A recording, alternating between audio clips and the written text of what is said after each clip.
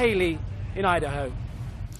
A state of emergency has been declared in parts of Malaysia choked by forest fires in neighbouring Indonesia. Smog is usually an issue in the summer months, but conditions haven't been this bad in years. Residents in 2 districts have been told to stay inside as air pollution reaches dangerous levels. The BBC's Jennifer Pack reports from Kuala Lumpur.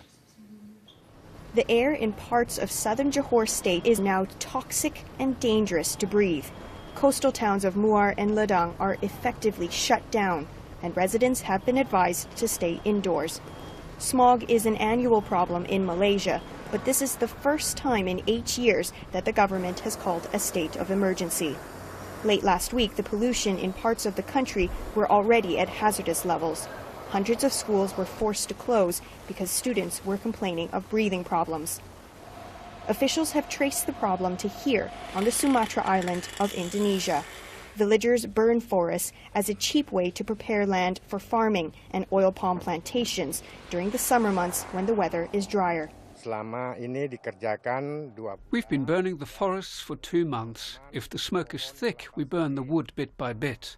Up until now, we've not received any notice from the government to stop us. If we are asked to coordinate with the government, we would do so.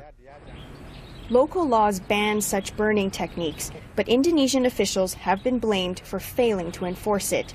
So every summer, smoke from the forest fires choke neighboring Singapore and Malaysia. There is growing impatience on the streets of Kuala Lumpur, where pollution levels have reached unhealthy levels on Sunday. People are wearing face masks, and visibility on the roads is poor.